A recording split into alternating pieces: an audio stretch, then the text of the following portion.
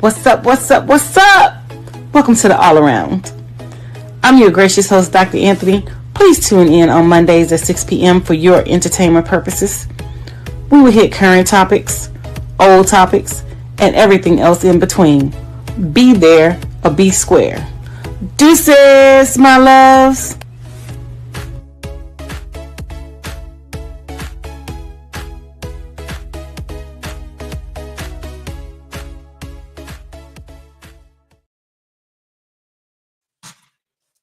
Hi, welcome to another great episode of the All Around. I am your gracious host, Dr. Anthony, and we have some hot topics that we are going to be discussing tonight. So without any further ado, let's go ahead and bring out my producer, Mark Lee, so we can go ahead and jump the gun and get started and hop on to these topics. How are you today, Mark? I'm doing good. Actually, I had the pleasure of actually doing something that you do regularly, but the network Pod TV was kind enough to let me get on out of town and everything like that. So I wish I had been at the Super Bowl because I am a Gil Scott Heron fan, and I know that Kendrick Lamar made a salute to Gil Scott Heron by saying the revolution will be televised, and definitely made a dig at the president who was in attendance and all along those lines. But I was actually in Miami at a television programming conference. So I was down there, not that far from downtown, actually in the downtown area, not that far from South Beach. So I got a little bit of water, which I got a little bit more of the tan and all along those lines. But I did enjoy the fine comforts of Miami, and definitely need to make a return trip because I was enjoying that water, enjoying seeing the water, enjoying some of the fine food, including some seafood and all along those lines. So I enjoyed being down there, and it just taught me something that I've been saying for a while because I've been threatening that I was going to come up there and visit you, but I definitely got to get some more traveling out in 2025. So that's one of my New Year's resolutions that has already happened because I've been on one trip and now I got to go on some more because I enjoyed being in Miami. Need to make a return trip to Miami and have got DC, New York, and other places on my sites as well. But don't be surprised if you don't get a knock on the door or a call. I'm in your backyard. Well, that's, you're always welcome. I have a spare room downstairs and things like that I'm getting ready to actually turn into Airbnb. But you're always welcome anytime you're in the area, come and cop a swat in my house and hang out and things like that or whatever. But, we have some hot topics that we, want to jump right into, and one being the Super Bowl. Yep, the Super Bowl was great. Like I said, I love. But although I didn't watch the Super Bowl, yes, although I did not watch the Super Bowl, I still was rooting for Jalen Hurts to win, and I'm so glad that he was able to win. And I think what worked in his favor was when the controversy came out about the referees making the wrong calls for the Washington Commanders and how some referees were cheating to make sure that certain teams got advanced and got where they are and things like that or whatever. So I think that gave them a like that. But congratulations to the Eagles and things like that. Your Super Bowl win. We're super proud of you, Jalen Hurts, and continue to do what you do. Now, with that being said, let's go ahead and talk about this Kendrick Lamar concert that he put on at the Super Bowl. That was one of the most amazing shows that has ever come through the Super Bowl. And I've been seeing a lot of people on social media saying that they did not like his show. It was just not there. If you in the show, then the show was not there for you. White people, sorry, the show was not there for you.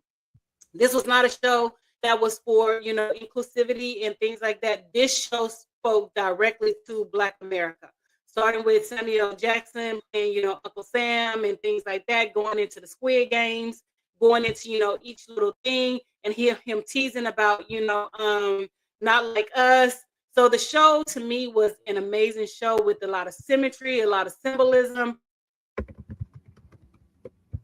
Social media has been saying that, just random folks on social media, oh, they didn't like the show. It was boring. But sweetheart, you're one of the ones that Harriet Tubman would have killed or left behind.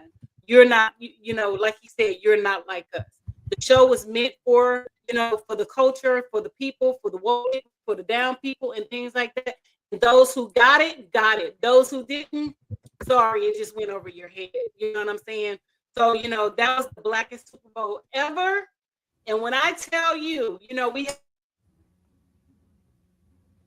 History Month, Black Super Bowl, it couldn't get any blacker. You know what I'm saying? So, you know, we are so pleased over here. We are so down over here, and we are so amazed for the culture. And that's why Drake is concerned. This is another prime example why Drake is not, you know, down for the culture and things like that or whatever. You want to be in the culture, but you're not a part of the culture. You have to understand that. You know, he's pulling little shots about, you know, he's gonna sue if, you know, Kendrick performed the song. But you started it by talking about his wife and his children. So he amped it up a level and went into your background to go dig up some things. And not only did Kendrick dig up some things, but fans dug up some things. And a lot of the things like the whole, you know, famous, the infamous A minor came from a fan. You know what I'm saying? So, you know, it's not just Kendrick Lamar putting things out there. Fans are actually putting things out there. So, you know, when you come for the culture, you have to be ready for the culture. You know. Yep. No doubt. In the South, we have this thing what we call playing the dozens. Mm-hmm. Playing the dozens. So if you don't know what the dozens are, I'm about to explain what the dozens are.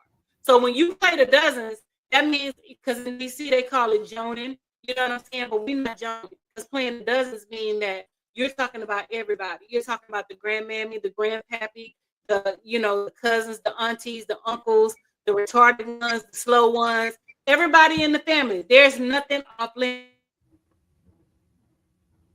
Kendrick, you know, went after Drake and said that, you know, he's a certified pedophile and things like that. Nothing was off limits. He, you know, Drake started it with talking about his family, his wife, and things like that, or whatever, his children. So Kendrick just finished it off. So when we play the dozens in the South, nothing is off limits. We go for the jugular, and that is exactly what Kendrick did. He went for the jugular, and Drake played, you know, and he didn't think that it was going to go as far as it went or whatever. But Kendrick, he cemented it. You know, he A around his neck, you know, A minor meaning, you know, a small child, a young woman, or whatever, in symbolic terms, A minor, you know what I'm saying? So, you know, the message was loud and clear. And for those who did not get the message and those who did not understand, y'all missed the message. So I'm just sorry, you know, but the message was loud and clear and the symbolism was there. And not only did he, you know, go after Drake, he talked about America and how America wants us to play games and America don't want us to be black and don't want us to be bombed, you know, Philadelphia.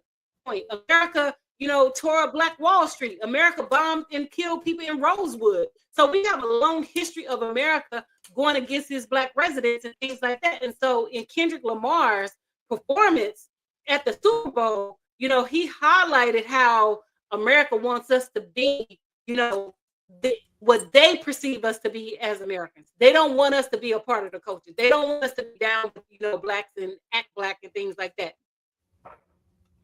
No doubt about that. They want us to act and stuff like that. So, you know, it's real interesting. And I was going to say, Mark, it's real interesting to see how many black people are just out there saying, oh, his show was boring. He, you know, nobody wanted to hear a lesson. But, you know, so the only thing that y'all want is somebody shaking their ass and, you know, doing this. Because, you know, my thing is, you know, when you're doing something, you need to have some substance. And he has substance behind his words and what he was saying. And so, you know, y'all need to really listen to get the message to understand. So that you can understand, you know, what you have to do so that you can understand the assignment. Now, the one that went to polls on the November 5th, part of the 92% and part of the 84%, we didn't miss the message. We understood the assignment. We understood what he was saying. We understood the symbolism of Samuel Jackson. We understood the symbolism of Serena Williams, you know, where they have to say that, you know, we have to protect black women and things like that. We understood all that. But it's the people who are saying that it was boring, and those people are the ones who are saying, you know, that they didn't get it. Yeah.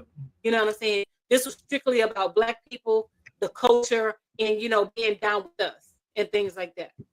Mark? Well, a couple of things. One, I agree with you because the Django references were definitely there and everything. Part of the Mhm. reason that Samuel Jackson was there, and definitely good to see Serena Williams there, and a number of other references, including, like I said earlier, the Gil Scott Heron reference, because that Yeah. was a famous song and a song that I have always been a big fan of. The song that said the revolution will not be televised, and actually they were saying that this time the revolution will be televised, and we will be seeing people uprising and all along those lines. So it was good to see Mhm. that message being put out there. Some people wonder whether it was a street scene or a prison block scene. And of course, seeing the Bloods and the Crips united in that was something about gang unity. And there were some other things that were in the performance. So it was good to see all of this stuff out there and all along those lines. I did want to say just really quickly, because we are airing, I know, on your TikTok, and we're also airing on right now Instagram as well. So I want to give a big shout out to Real Life Works Thrift, which I believe is a thrift store based here in Raleigh, North Carolina, as well as the Real 99 Problems that have joined us on this conversation, and they want to join in and put in some comments. And it's the same said for your TikTok people. So if anybody is watching and wants to chime in with their thoughts, I know that both me and Dr. Anthony would love to hear your thoughts as to what you saw and what you enjoyed about what was going on. But definitely, it was a throwback to some of the 60s and 70s era protest type songs, and I definitely think that there are saying that some people said that right after the halftime show that the current person sitting in the White House left because he might have been a little bit upset, because there were definitely some not so subtle digs at him as well, and all along those lines. So it was not somebody that was going to pull some punches. I know some people, even with Not Like Us, wanted Kendrick to kind of do a soft down version, and that wasn't going to happen. That's not Kendrick's atmosphere. That's not Kendrick's attitude. So it was good to see this positive attitude and all along those lines. So if folks are watching, whether they're watching on Roku, or whether they're watching on podtv.tv, or whether they're watching on the social media outlets like Facebook, Make sure y'all Instagram, now, tune into my show on podtv.tv yep, tune in and build up those numbers because and everything you like guys that. are actually watching the live on TikTok, and I'm actually on podtv.tv doing the live version over here. I'm sorry, I Yep. was talking to my TikTok followers and things like that. But no, you're absolutely correct, Mark, in terms of the symbolism and things like that or whatever, because he said that, y'all pick, what the wrong guy, the revolution is about to be televised and things like that or whatever. So I think he was the right person to, do the halftime show. Wrong. I love the Louisiana rappers. I love Louisiana culture. I love everything about Louisiana and things like that or whatever. Because some people were mad that Louisiana rappers were not invited to do the halftime show. And I think at this point, this particular show that Kendrick put on, it was above the Louisiana rappers, and he was at the right place at the right time, sending the right message and things like that or whatever, with everything that's going on inside of the United States, and how the world is watching these white folks turn their backs against us, and Yep. you know blame black people for pretty much any and everything and stuff like that or whatever. So I think Kendrick was the right person at the right moment at the right time. And I'm not taking anything away from either Louisiana artists, because I listen to Louisiana artists. I'm definitely from Louisiana, and I'm a Louisiana girl through and through. You know what I'm saying? And I support Louisiana artists, to the fullest. But I don't think this show was for them at this present point in time, in this moment. This was And all those, about Kendrick Lamar and his message and what he put out there. and there was some Louisiana representation. I mean, Percent and John from the Baptiste. with the 84%. Yeah, but there was some Yeah, and Louisiana. Lettucey was Louisiana, but I'm just talking about, they're talking about the whole, halftime performance or Yeah, whatever, and not then the they, beginning show. no, and then they missed But that because Lettucey is Louisiana, John Baptiste is Louisiana, yes, if I remember correctly, and they did a great job and all along those lines. I did have a question for you, Dr. Anthony. Actually, two yes, questions, because there were two things that are always part of the Super Bowl, and some people are glad that this took part, and other people were not that pleased because of his own reputation and something like that. I think he might have even come out at one point and supported the man that is currently in the White House. But there was this other commercial that was aired that had featured Snoop, and it featured Snoop with Tom Brady, and it was one of those anti-hate commercials and all along those lines. So I just wanted your take on oh, that. anyways, he's canceled. Nobody was listening to that. Snoop is like totally canceled. I mean, my thing is one thing to, like be down with the culture and call, mofos step and fetch and, job niggas and this, that, and the other. And you sitting there leading the charge, Snoop, about, you know, black men, who was going to be their job nigga, who you was going to talk about. And, you know, we've shown the video and things like that or whatever. So we just feel, as the black community, we just feel like it was a slap in the face for Snoop to even, you know, go and perform for this white man and for what he stands for and what he believes in. But, you know, it was a calculated move. And Snoop got to understand, this was a part, it was a calculated move on their part and things like that or whatever. He was just playing into, you know, something, you know, that he doesn't understand why black people turn back on him. So, you know, for him to, you know, in 2017, when Trump first got in office, to talk about, you know, how, you know, he was going to be the first one to talk about the step and fetch and, you know, talking about the job niggas and things like that. That was a slap in the face to, you know, Black America and things like that. That was a slap in the face to Black women. That was a slap in the face to the Black culture. So Snoop, he's totally canceled. Nelly is totally canceled. Young Boy, whoever, he's totally canceled. He was never in the picture anyway. But Come on, I hear you. Black dollars is what made him who he is today. It wasn't the white dollars. So you know, you sold your soul and you sold yourself for a few dollars just to say that you rubbed elbows with Trump and, you know, his supporters, and he wasn't even there. You know what I'm saying? The same thing with Michelle, when we begged her not to go and perform for Trump, and she's talking about she want to perform because she wants to unite the country. What country did you unite? We're divided. We're always going to be divided. But one thing that we can do is we together as the culture. We can stand together in unity as one, because we already know what we're fighting against. We're fighting against some Latinos. We're fighting against, you know, Palestinians. We're fighting against the white folks. We're fighting against all these other races. We're fighting against the Asians. But the one thing that we should not be doing is fighting against each other. You know what I'm saying? And we have to stand together. And what Snoop did, it was just a slap in the face in terms of what he did to the culture. Because when I tell you, I was beyond disappointed with form, Kelly, you know, you can listen to his words and his speech, and you can tell he's, you know, unintelligent and, you know, things like that or whatever, just based off of his speech. You know, he has to respect the office, but you're not respecting the people who got you to the point where you are. It was those black dollars that got you to that point. It wasn't nobody else. You know, when you was out there trying to get a kidney for your sister and the culture turned against you, you should have learned then. You know what I'm saying? That you were trying to get, you know, and this is Nelly. Mm-hmm. Sister, and nobody stepped up to help you save your sister. So this is another reason why people are not supporting you guys and things like that, because it was a slap in the face for the culture. You know, and when we say we're down for the culture, we're down for the culture because black dollars move in boardrooms. Y'all can say, you know, we can use Target as an example. Just last week, Target lost $15.7 billion alone from black people not supporting that company because,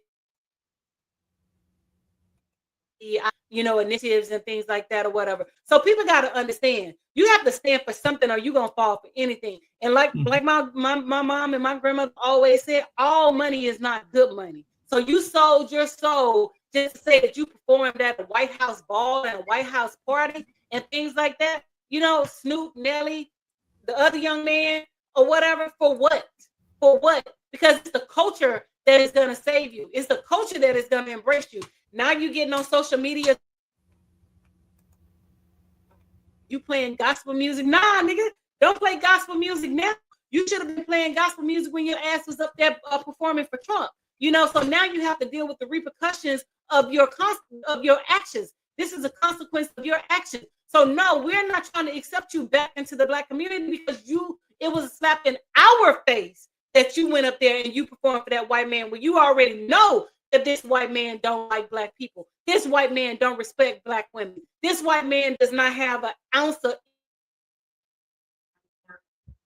in his body. And it's shown throughout his tactics and what he is doing today with bringing Elon Musk in, somebody who has not even been vetted by the Senate and things like that, who's giving him, you know, open access to our information and things like that. But Snoop, it was a Cheers, slap in the face, Mark. Yeah. Cheers, slap in the face. Well, just really quickly, and I was going to bring up the other question that came up is that some people loved, and I know it's a concern of yours, just in terms of health and all along those lines. But before I get to that, I did want to say hello to Major K, who has joined us on Instagram, BJ Connections. And by the way, Major K gave you applause for that last remarks that you made, and all along those lines, as well as Arisha A Star, and I believe Arisha is a Clubhouse star, but they're here on Thank you. Instagram and everything. So we just like to give shout outs Thank to you. people as they join and all along those lines and everything. I know that we've talked before on the show, and one of the commercials, some people might have thought that it was a little bit too over the top because it definitely talked about the power that you women have, particularly with a certain body part and everything. But it was a commercial that showed the women mammary glands, the breast, and all along those lines. But it was really bringing awareness to something that is a significant issue in our community, which is breast cancer. But it did show several images, including from movies and other things, where the breast was the star and all along those lines. But it was really a commercial about breast cancer awareness, and that it is a issue throughout society. And I know that it's been an issue in some of your family as well. So I just wondering your take on that commercial, if you watched that commercial, and if you found it to be an effective commercial, because I did find it one of the more effective ones that was out there. To be honest with you, I did not watch any of the commercials. Yeah, to be honest with you, I did not watch any of the commercials during the Super Bowl and things like that. I only watched the Kendrick Lamar performance because Fair enough. that's all I was interested in. Because I was actually supposed to be at Super Bowl, but my friends flaked out and things like that or whatever. So from here on out, I'm just gonna plan and I'm just gonna go and I'm not gonna wait on anybody to give me their word and let me know if they're participating and things like that or whatever. Because I should have been planning to go to since the summer because other people don't have their shit together. You But agree? in terms of women with breast cancer and things like that, yes, we did have a scare in my family or whatever with several cousins and also myself. Even when I went to go get a mammogram, was the mass found it was benign and things like that. And I ended up having a breast reduction. And I talked about this on like several shows or whatever. So me personally, I just like to tell young women, if you have the opportunity, already start getting your mammograms early. They typically say to wait till you get like 30 or 40, but I tell people don't do that because the earlier you find out, the better your chances of survival and getting the care and the help that you need. Luckily, I did have a mass in my right breast, which was making my right breast grow larger than my left breast. So I had to get a reduction on the right. Inadvertently caused me to get the reduction on the left because I would have looked really funny if I had to get both of them done or whatever. But had I not been persistent about my mammograms and my exams and things like that, I never would have known what was the reason that my breasts were growing at the rate that they were growing and things like that or whatever. So I tell people all the time, if you have the means and you have the the way to go ahead and get checked out, go to the doctor. That's what we're paying for. That's what we're paying the insurance for. Stop being a sourpuss when it comes to whatever. If I get a cold, I'm going to the doctor, which I pretty much already know what's wrong with me anyway because I know my body. But I'm still going to the doctor because I have paid for this insurance and I'm going to utilize the insurance. So getting those mammograms early is very key, is a key part of just healthy living, and not only for the women, also for men. Getting your getting checked, getting your prostate checked early. Yep, exactly. Things That is an we have important to learn thing. to start taking care of our bodies because for a long time, yeah, because for a long time, the medical world has not been great to Black people. It has been difficult for us in the medical field, and even now it's still difficult because they don't believe that we hurt the way that other folks hurt. They believe that our bodies are super bodies and things like that. For example, when what's his name, JFK Kennedy was saying that we vaccines as white people because our immune systems are stronger and things like that. That's not true. Our immune systems are, to be honest, I think our immune systems are more sensitive than their immune systems or whatever. But for them to make those notions, that we don't suffer the way that they suffer is, just asinine. And that is something that we've had to deal with in the Black community for a long time. Even Black women, we're still dealing with that at a high rate when we're giving other things. They don't listen to us. We get a lot of misdiagnoses. I know I got a misdiagnosis, going to the OBGYN. I had an OBGYN who was white at Howard University, because that's where I go to the OBGYN at. Got the care and the proper care that I need. So, they don't take the time that they need to take with us or whatever. So, I challenge all people to go to the doctor and, get those to make you're supposed to be doing. And if you don't have a Black doctor, find a Black doctor, because Black doctors understand Black issues. Yeah, that makes a lot of sense.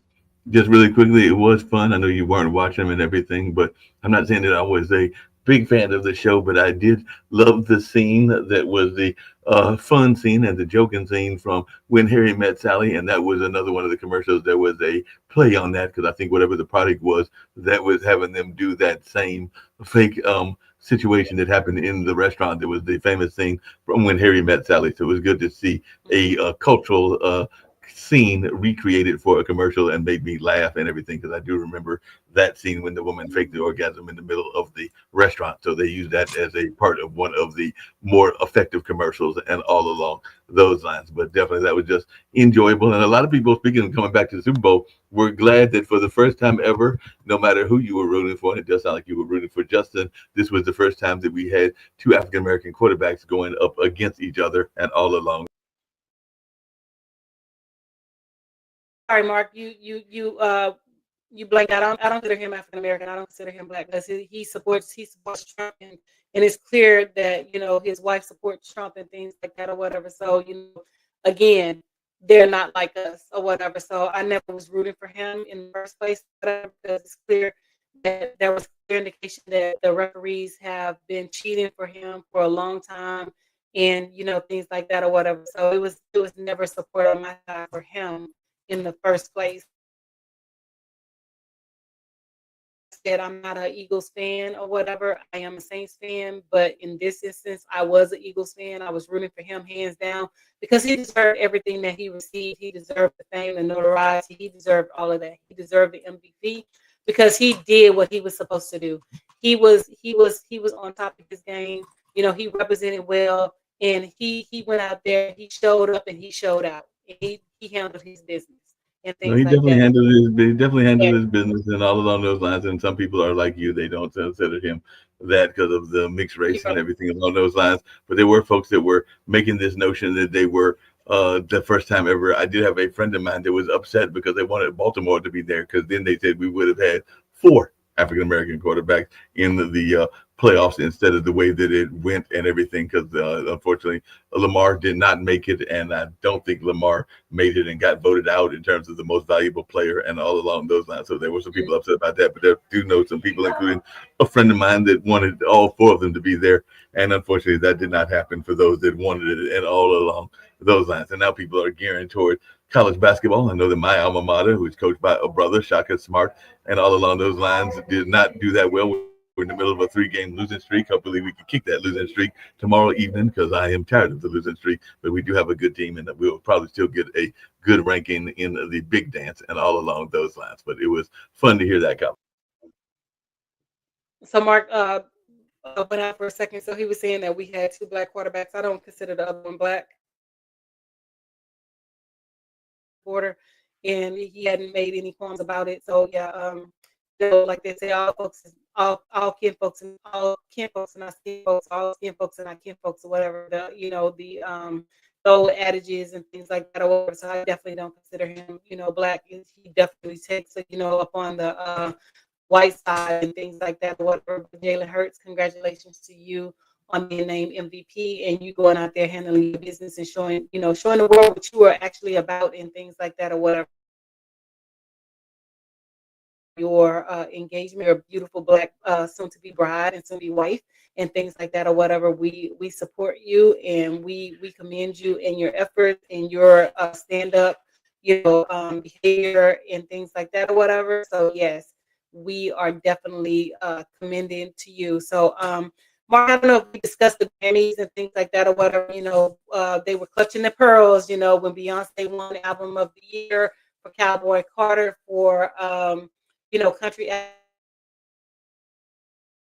like she doesn't deserve it. No, she absolutely deserves Cowboy Carter to be her album of the year and things like that.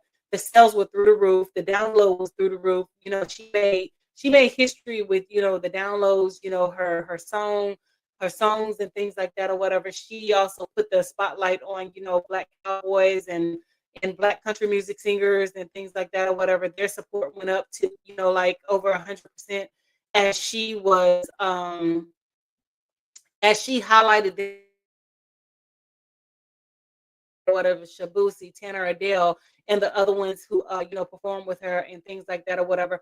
Her show was another show that was just immaculate and just spectacular. And quite naturally, the MAGA supporters were like, the show was horrible, just like they said about Kendrick's show, which Kendrick's show was amazing. That it was horrible. They didn't understand it. They couldn't understand what he was saying, and things like that or whatever.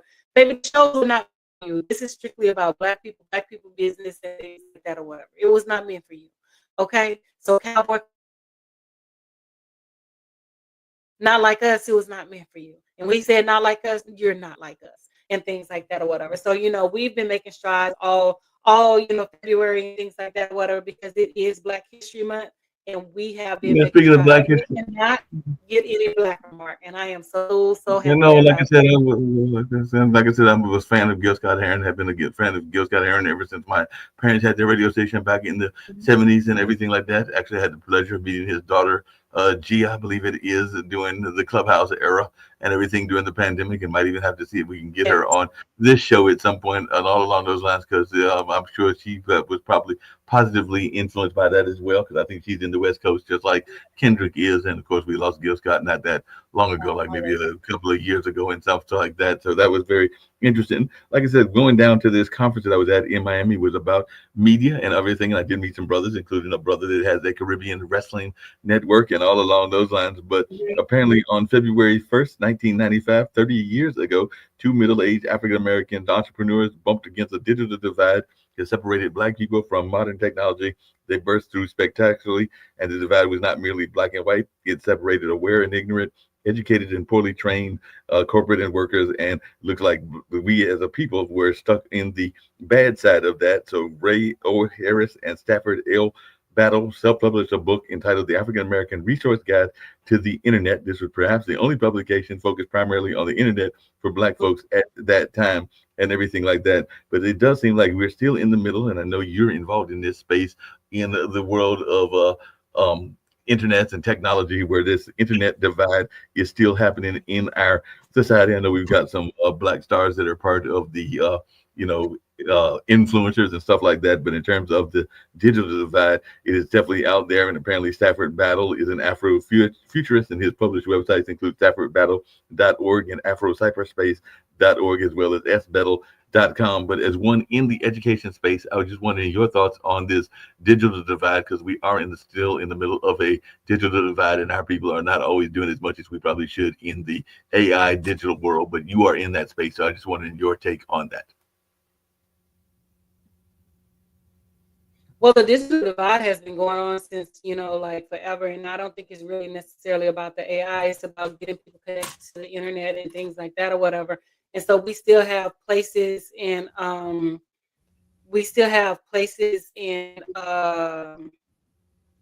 areas that still doesn't, have access to the internet specifically, whatever. So it's kind of hard to say, in terms of AI or whatever, because we do have people that are in Silicon Valley. We do have Black people that are in Silicon Valley. But when I think of digital divide, I think of people who are in rural areas, and those people who are having problems just connected to basic internet. and things like that or whatever, where they don't have fiber optics and where they can't get fiber optics. And some of those people are still using, like dial up and some people are, they still just don't even know about just basic things or whatever. So, when I think of the digital divide, I think of in terms of, just having basic access to the internet services and things like that, which can cause and limit, regular people in terms of, like being able to, like get access to the AI, invest in AI, learn about AI and things like that. So we root cause, and what's behind the root cause is just being able to access to, the internet just in general. And we just, we still have a lot of people just do not have access to the internet. So we have to address those issues before we can address the current ones that you're talking about, in AI space. We have to get people actually out there and, connected to the real world and connected to, having, fiber optics and high speed internet. We still have places that do not have high speed internet. So that's No, down that's the very road true. if we're talking about, having children who are exposed to, you know, anything with anything that comes with, AI and things like that or whatever. They're not going to have that exposure because they just don't have the internet. So we have Yeah, to address that first before we can go anywhere else. no, that makes a lot of sense, by the way, because I know you are, as you said earlier, Louisiana through and all along those lines. So I know that you will be glad to know this, that apparently for the first time ever, and we're on Super Bowl, whatever number this is, but it's 50 something. So it's definitely been a number of Super Bowls out there and all along those lines. But for the first time ever, a young sister from your neck of the woods, actually from New Orleans, made history. So Taj Williams, a 26-year-old African woman from New Orleans, is making history. She was the first artist to design both the Super Bowl logo and its theme art. Her beadwork, which honors the Black masculine tradition, highlighted the rich cultural traditions of New Orleans on a global stage. And apparently, she's a member of the Golden Eagles tribe, and she created a hand beaded design for Super Bowl 59. It looks like, inspired by the centuries-old Black masculine tradition. The cultural practice involves intricate beadwork on suits worn during festivals like Mardi Gras, celebrating community and resilience, themes reflected on her Super Bowl artwork. So the partnership is a dream come true and an opportunity to share the beauty of Black masculine culture with the world, she said, according to an article published in Essence and everything. And she's got a personal connection to football, having been only girl and captain of her middle school football team. She said, football has played a tremendous role in my life by teaching me to focus on my dreams without worrying about what society thinks is for girls or boys. It's the same spirit of determination that shapes my work today. And speaking of that, and I don't know what your thoughts around this, so let's throw it out here and see what your thoughts are. But apparently there is a movement, they mentioned it during the Super Bowl game and everything, to have all 50 states have flag football in the high school system. So not just the boys will be playing football, but the girls will be playing college girls football or flag football, and it is an initiative that is being put out there by the NFL. So they want the girls to enjoy some of the fun of football as well, but I guess they don't want the hard hit, so they're going to do the flag football. But it is an initiative to get it in every high school in all 50 states and everything. So what's your take on this notion of you ladies playing football? It's going to be flag football and it being in every school around the country. Well, I mean, whatever they want to do is whatever they want to do. I know I'm not playing flag football. I'm not playing tackle football. I'm not playing touch football. I'm not doing any of that. But you do have some young ladies who are interested in playing football. And my thing is to those young women, more power to you.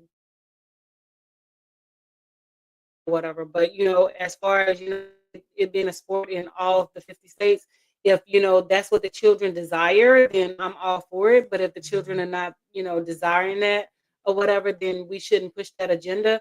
We should actually have conversations with the children and see, hey, is this something that you guys will be interested in participating in, or whatever, instead of just forcing things down the children's neck or whatever, because I remember once when I and we straight up told them we wasn't wearing no uniforms. We don't care what y'all do. We never wear no uniforms. And they left that notion alone. But after, we graduated and like 10 years down the road, they implemented uniforms in public schools or whatever. So my thing is just ask the kids, is this something that you want or whatever? Is this something that you want to participate in?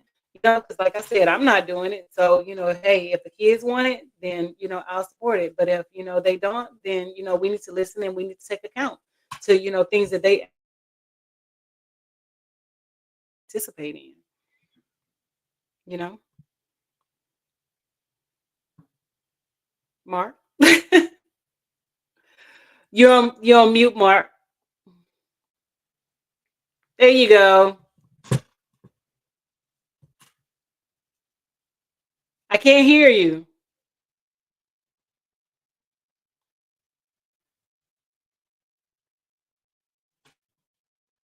I can't hear you, Mark.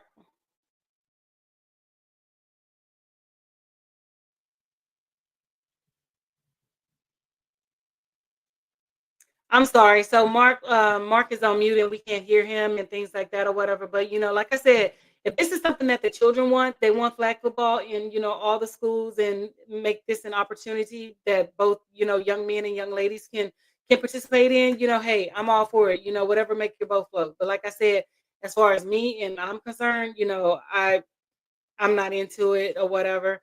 But you know, if excuse me, that they want to do, then you know they are more than welcome to, you know, participate in it and things like that or whatever. This is something that I just feel, you know, that we should, you know, bring to the children and let's, you know, let's do a survey. Let's ask the kids instead of, you know, just making assumption and making, you know, decisions without having their input and things like that or whatever. This is something that I hadn't heard of in the high school situation.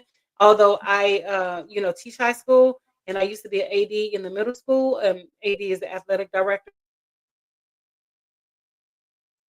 Like I said, let's ask the children. If the children are, you know, okay with it, then you know I'm good with it as well. Mark,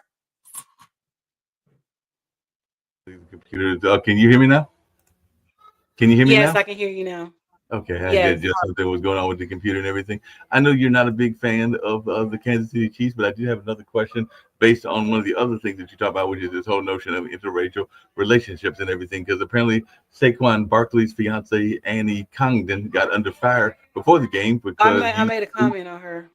you did. Okay, I did not hear that and everything. But what is our thoughts around that? And maybe you want to get some further clarification because apparently you got into a bunch of Well, noise. my thing is, you know, my thing is with them and them white women, you know, they love black men and they want that black, you know, whatever. You know, but their racism always has a way of peeking out and stuff like that. And she had, you know, made derogatory terms and derogatory marks before she became his, you know, fiance and things like that. Yeah, yeah. Whatever you Apparently she. like, do whatever makes your boat float. That's whatever make your boat float because that's what you like. That's what y'all want and things like that. Then you know when they marry them and get taken to bank and lose half their money, then they want to come back to the black community and things like that and want black women to say, "Well, no, keep your ass over there." You know what I'm saying? Go ahead, and stay your ass on that side. That's what you do.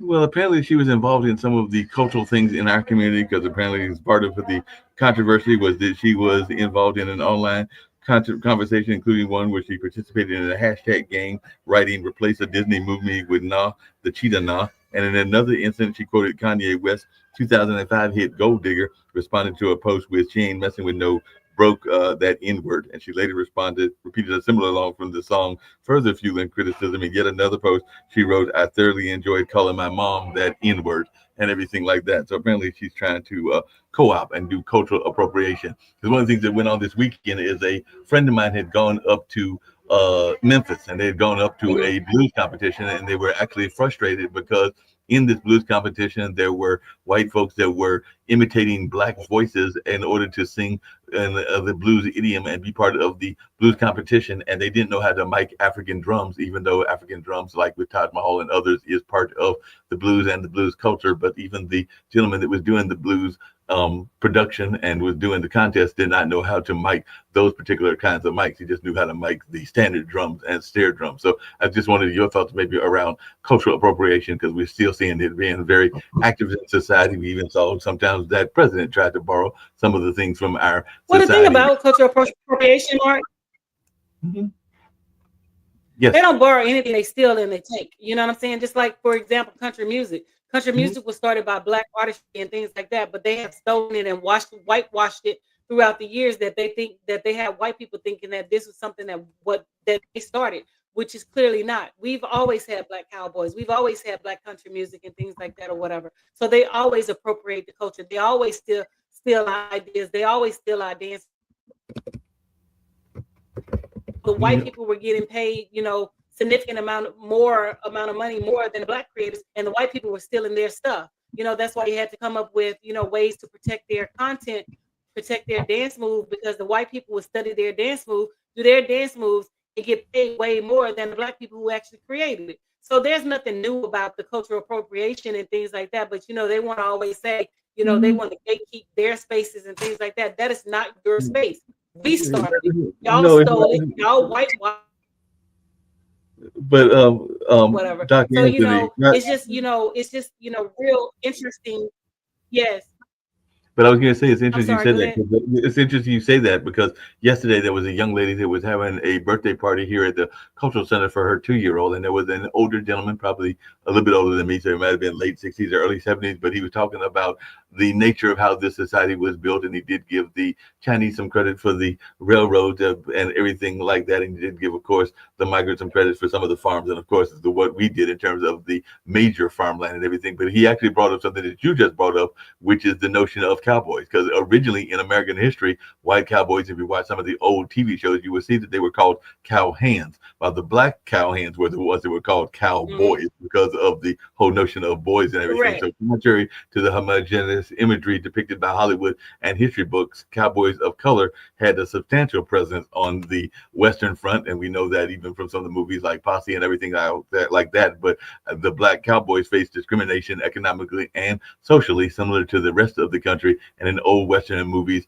heroes often wore white hats and villains wore black hats, with white associated with righteousness and black with wickedness. But the notion of cowboys, which people like to talk about, even some of those people in the West, in the Western part of the country, is actually rooted in, as you were just saying, black history. In American history, like I said earlier, white cowboys were called cowhands and the black cowhands were called cowboys. And that whole term of derogatory term boy was used because they were African American and all along those lines. So people need to understand that part of the history, and even in the race car, because I know that this is a week, not just as a Super Bowl. Well, not even just that, I'm just going to add really quickly, and then I'll let you go and finish that your Mark, story. Know what I was gonna say? Not even just that, even the Lone Ranger, the whitewash the Lone Ranger. The Lone Ranger was actually black. You Yeah, know what I'm saying? exactly. Even Stagecoach Mary. Yeah, Stagecoach Mary was actually a black woman who delivered the right. mail, not a white woman. So, the TV shows has always whitewashed everything. And people who,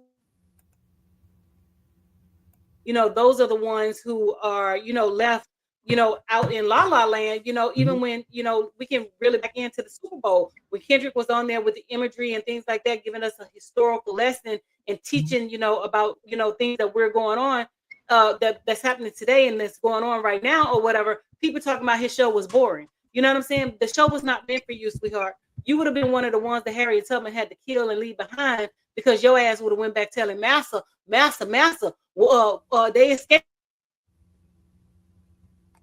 You have to understand, you not like us or whatever. So the message was not for you. You know what I'm saying? Because like they say, all skin folk ain't kinfolk and things like that or whatever. So you missed the message. That's why it was boring to you, but it wasn't boring to us. The ones who got it, and the ones who understood.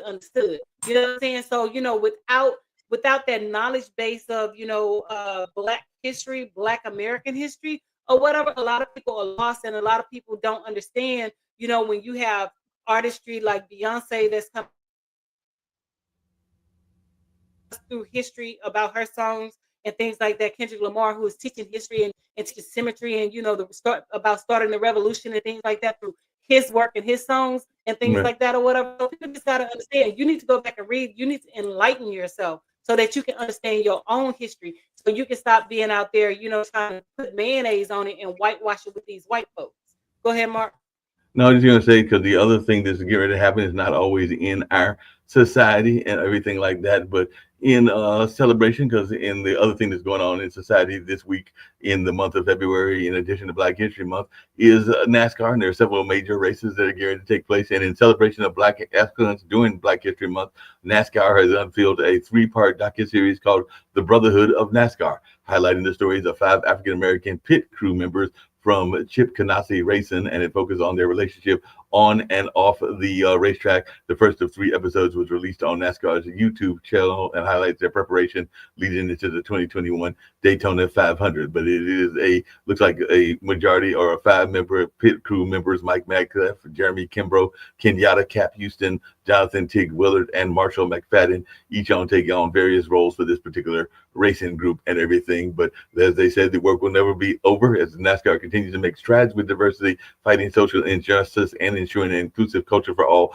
The Brotherhood series provides a behind-the-scenes series look into the lives of those who have paved the way and everything like that. So it definitely looks like it is a thing that has in the past been a majority white institution, even though a lot of the brothers that were doing liquor running were part of the early days, like Wendell Scott, I believe was his name, and some other folks like that. But it is still a part of society that has got much work to do, but we are seeing some inroads, and hopefully they'll see some more continuing inroads to that particular line of field. Because even in the series, they talk that there are the tire changers for change, and that there is some need to see some greater representation, just like there's a need to see greater representation in the horse race field as well. So definitely says, even one of the brothers says he knows the struggle for African American men and women are real. He has experienced them. People can look at me and be like, that wouldn't happen to you because you're this type of person. You carry yourself this way.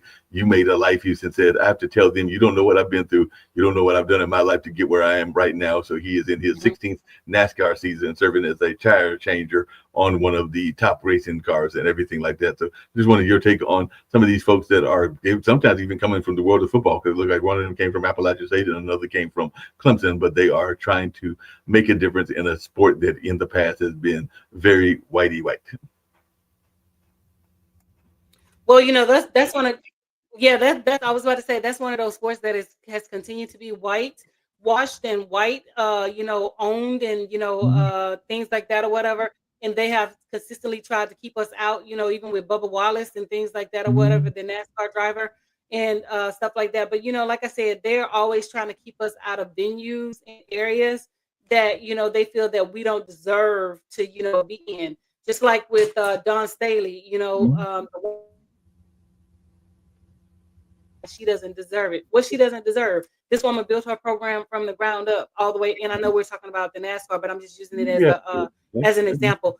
They feel like we don't deserve to be where we are. You know what I'm saying? So what do they not deserve about it? They have to start from the ground up. They have to make $1 out of 50 cents. They have to pull blood from a turnip and things like that or whatever. So what is it that we don't deserve that you feel like y'all can gatekeep and y'all can just keep everything over there and things like that or whatever?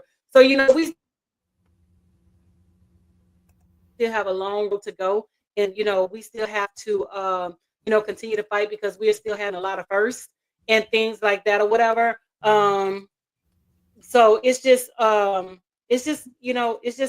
heart-wrenching or whatever for people to just hate you for existing because of the color of your skin, because you look different from them, because you act different from them and things like that or whatever. No, that's no doubt. It's very heart wrenching and everything like that. And then you got people that are still trying to not make America great again, but make America white again and everything. Because one of the things that our current president did, and he just announced this recently, is he wants to give, because he says that they are being discriminated against, kind of like favorite nation status to the immigrants that are coming over from South Africa. So I think he announced that last week, that he is interested in having these people from South Africa come over because his good buddy Elon is from South Africa, and he's heard through the grapevine that South African, particularly white South Africans, are being discriminated against. And ironically, some of them were like, nah, that's okay, thanks, but no thanks, because I don't think that they necessarily want to come here, despite him wanting them to come here. And they were basically like, thanks, but we'll pass. They did not want to join the madness and all along those lines. But I didn't know if you had any thoughts around that as well, because I did see that in a recent article where they were basically like, "No, that's all right. We're good. We don't have to come over just because you want us to come over." Well, I mean, it's all about, like I said, it's all about the white South Africans and things like that or whatever, because, clearly they're white and, they own most of the land that's in South Africa. They own 70% of the land, the stolen land or whatever. Mm. For him to, make it easy for them to come over because they're white people, it's no surprise there. You know what I'm Mm. saying? So, his actions has always spoken for him and things like that. His racism is clear. That's why I don't understand what black person in their black ass mind would ever support a person like this. Any minority, to be honest with you. Because it's really funny, Mark. I've been seeing on, social media about even the white folks talking about they regretted their voting for Trump and things. Well, you voted for him. This is what you wanted, and y'all mad women said that we were going to take a step back and things like that because we're not fighting your battles no more. So y'all still mad. So Yes. my thing is, it's no surprise with what this man is doing and what he wants to do. Not surprising to me, but Clearly. maybe if you kiss the ring, you get some benefit and everything. Because as we were talking and winding down this show, I just happened to look up at my news feed and it sees, and I know that he met with the current president and everything. But the Justice Department has instructed federal prosecutors in the Southern District of New York to drop the bribery cases against New York City Mayor Eric Adams. And we do know that Eric Adams, just like Trump, has had some issues and everything. And I do know he went down there and apparently kissed the ring of Trump and maybe said he was going to do this or that with the deportation. And because of that, they are now saying that the Justice Department has instructed the prosecutors to drop the case. And I thought that at one time they said they had an airtight case, but now that he's kissed the ring, I guess he's gotten off because of having kissed the ring and all along those lines. But I don't know if you got any thoughts around that, because I just happened to look up into my news feed and there's basically like, they were going after him hard. Then he went and met with Trump and now they're not going to go after him. That sounds like a kiss the ring moment to me. Like I said, oh, of course, like I said, all these, sellouts and, things like that or whatever, like Cat Williams say, whatever's done in the dark is going to come to the light and things like that or whatever. So it's just a matter of time before all this foolishness comes to the light and things like that. So, you sold your soul, you sold yourself, you done some things or whatever, but in due time, it will come to the light. In due time, Trump will get prosecuted. In due time, do is, deal with this for another couple of years and things like that or whatever, because in 2 years we have to vote for Congress and Senate again and things like that or whatever. So that's our time, get Democrats in the office and put an end to all this foolishness and things like that and hold these white folks accountable for this foolishness. Yeah, we can't just hold the white folks. We also got to hold some of our people to foolish. Well, I'm not saying I'm not negating that, but our people are not leading the Congress. Our people are not leading the Senate. I'm talking about the movers and the shakers that are law. No, I got what you were saying. I'm talking about these lowball people who are, just out there running their mouths and things like that. Well, I want to hear your thoughts about we're going to hold them accountable as well. But I'm talking about the movers and the shakers, the actual power makers. No, I knew what you meant. I knew what you meant. Put laws into place and things like that or whatever. No, but as we get ready to get out of here and everything, I didn't know if you had any last minute thoughts, because the other one that I saw that just literally came across my desk and it was from a few hours ago and everything. But apparently thanking Elon Musk for allowing him to vent Kanye West quit X after a quote unquote anti-Semitic rant and everything. So apparently he honestly, was. I don't care what Kanye does. I say honestly, I don't care what Kanye does, because he was all up Trump ass in the last election and things like that or whatever. So he's another one that's just, like way out there for me and things like that. I don't listen to his music. I don't respect anything that he says and anything that he does. Whatever goes on with him is whatever goes on with him. And that's just the bottom line. But, the clock on the wall says that's all, Mark. So, we definitely have to get out of here. And we on TikTok and your Instagram on the next taping of the show. So if you guys want to join in, you have questions, comments, please make sure you respond, but also make sure you click like and share. And with that being said, we're gonna take it on up out of here, Mark.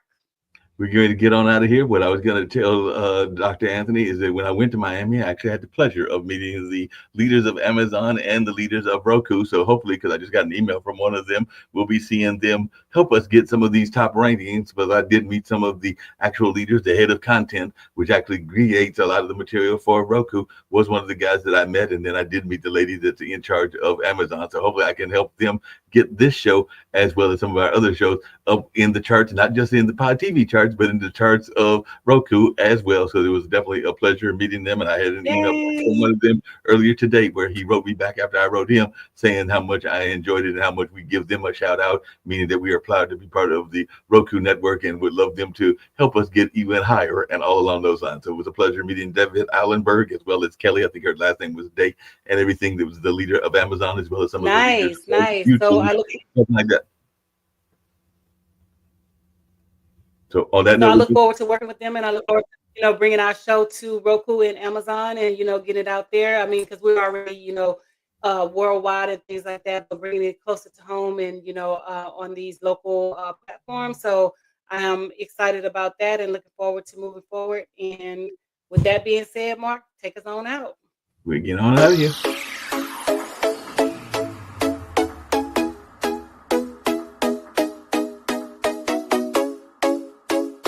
What's up? Welcome to the All Around. I'm your gracious host, Dr. Anthony. Please tune in on Mondays at 6 p.m. for your entertainment purposes. We will hit current topics, old topics, and everything else in between. Be there or be square. Deuces, my loves.